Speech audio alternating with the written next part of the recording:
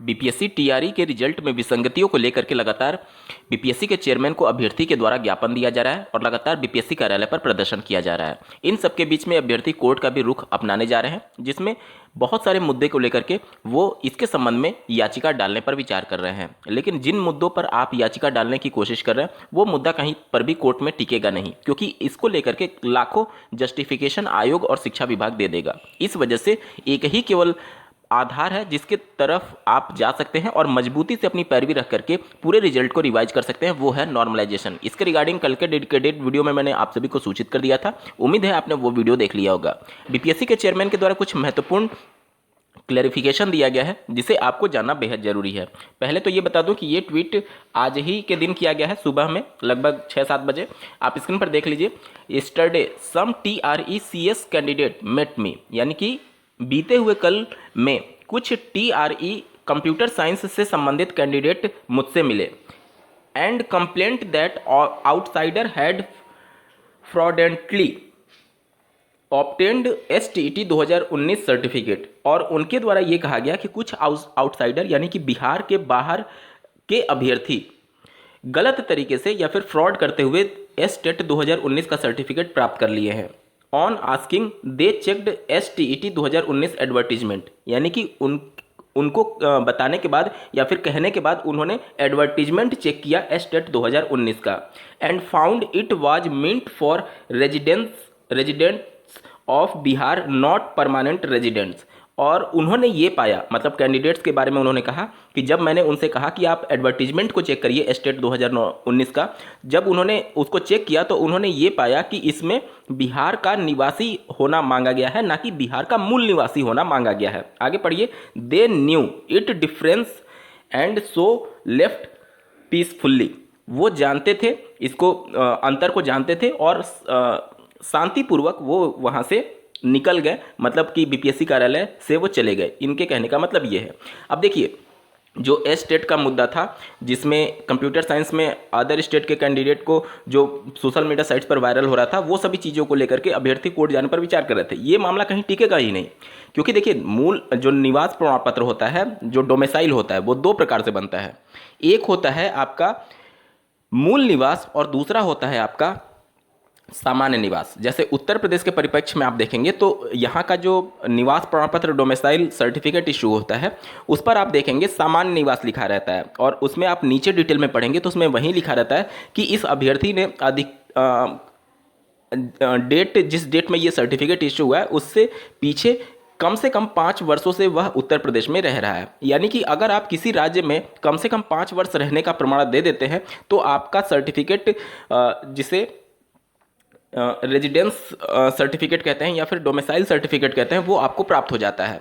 और permanent residents का मतलब क्या होता है कि जैसे आपके जितने भी पूर्वज हैं, आपके माता पिता, आपके दादा दादी, मतलब कि आपका जो पुश्तैनी घर है वो बिहार में है और बिहार के आप मूल निवासी हैं। जैसे मान लीजिए कि आपका जन्म बिहार में हुआ, ठीक से समझिएगा, आपका जन्म मान लीजिए बिहार में हुआ और बिहार में ही आपके पिताजी का भी जन्म हुआ और साथ ही साथ आपके दादा और उनके पहले के लोग भी वहीं पर निवास करते थे, तो आप बिहार के मूल निवासी माने जाएंगे।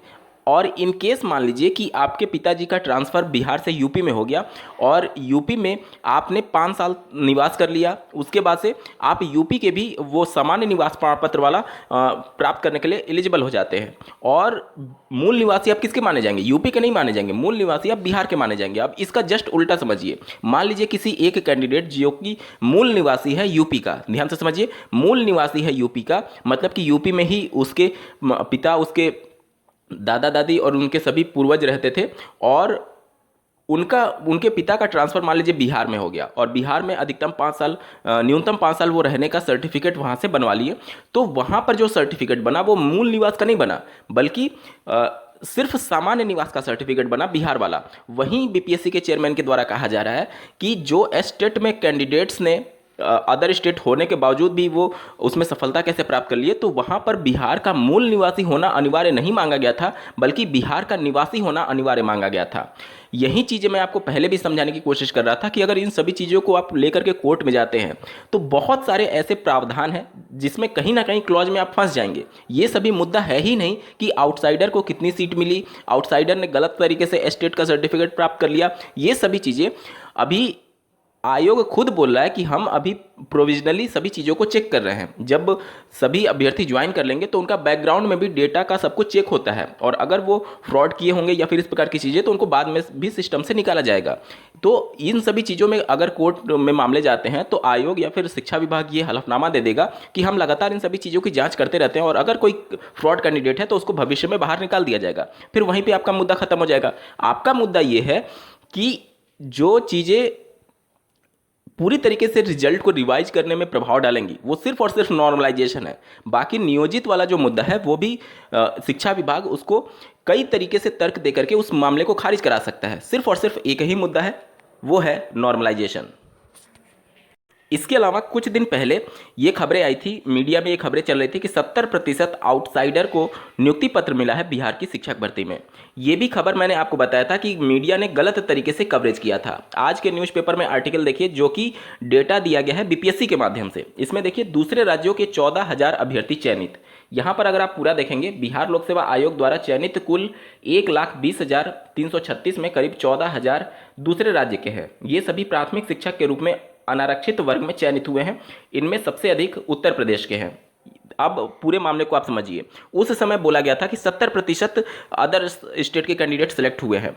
यहाँ पर 70% नहीं, वो 40% का 70% दिखाने की कोशिश कर रहे थे, लेकिन वो उन्होंने पूरे तरीके से चीज़ों को क्लियर नहीं किया, और लोगों को भी ऐसी भ्रामक खबरों को पढ़ने में ज़्यादा इंटरेस्ट आता है। इसी वजह से वो चीज़ें वायरल होती हैं। एक्चुअल जो डेटा है वो आप अपने स्क्रीन पर देख पा रहे होंगे।